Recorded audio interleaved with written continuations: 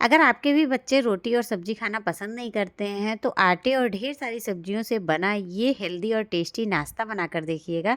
बच्चे क्या बड़े भी इस रेसिपी के फैन हो जाएंगे। चाहे टिफिन में दीजिए, ब्रेकफास्ट में बनाइए या फिर डिनर में, ये रेसिपी सबकी ऑल टाइम फेवरेट हो जाएगी।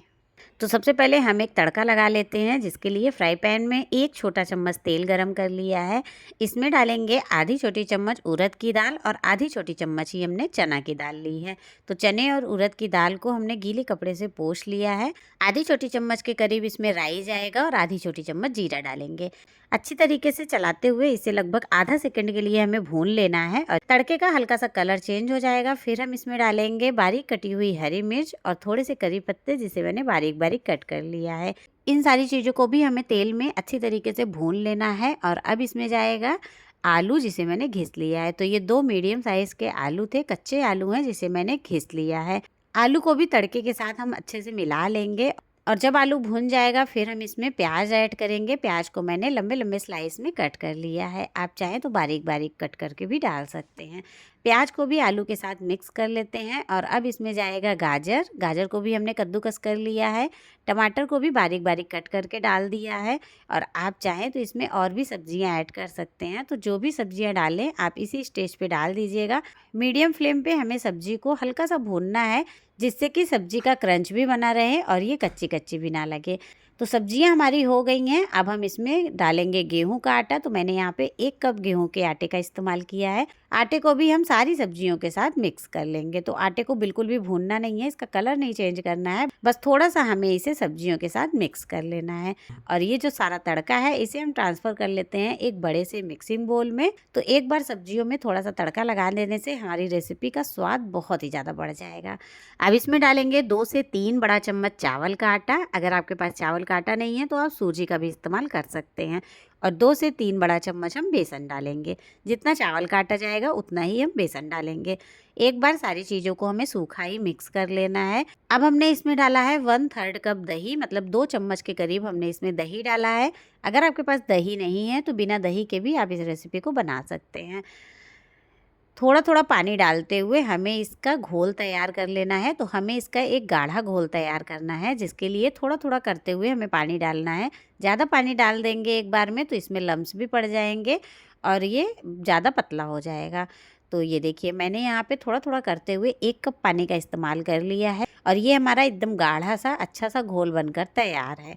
तो अब हमने इसमें डाला है आधी छोटी चम्मच अजवाइन, आधी छोटी चम्मच डाला है काली मिर्च का पाउडर और 1 छोटी चम्मच रेड चिली फ्लेक्स डाला है। बारीक कटा हुआ हरा धनिया डाल देंगे और टेस्ट के अकॉर्डिंग हम इसमें नमक डाल देंगे।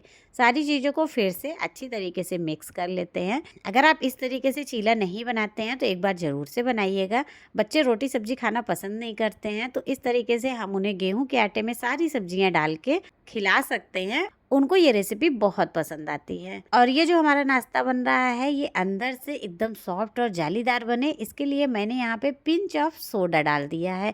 तो 1/4 चम्मच या फिर 1 पिंच आप इसमें सोडा डाल दीजिएगा, बेकिंग सोडा, और इसे बहुत ही अच्छी तरीके से मिक्स कर लीजिएगा। इससे क्या होगा ना कि हम जो नाश्ता बनाएंगे उसे हम थोड़ा सा मोटा मोटा बनाएंगे तो अंदर तक ये बिल्कुल भी कच्चे नहीं लगेंगे, एकदम फ्लफ़ी और जालीदार बनेंगे। तो सारी तैयारी हो गई है, आइए फटाफट से नाश्ते को बना लेते हैं। जिसके लिए मैंने यहाँ पे तड़का पैन ले लिया है और इसमें हमने ब्रश से थोड़ा सा तेल लगा लिया है। और 1 कलछी बैटर हम इसके अंदर डाल देंगे।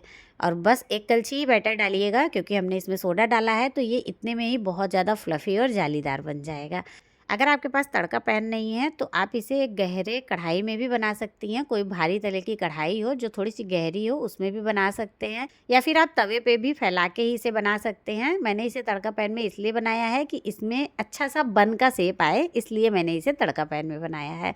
इसे ढक के हमने लगभग 2 मिनट के लिए एक साइड से पका लिया है और इसका जो ऊपर का लेयर है ये देखिए ड्राई हो गया है। अब हमें ऊपर से थोड़ा सा तेल और लगा दिया है और हल्के हाथों से इसे हमें पलट लेना है। और देखिए कितना बढ़िया इसमें कलर आया है।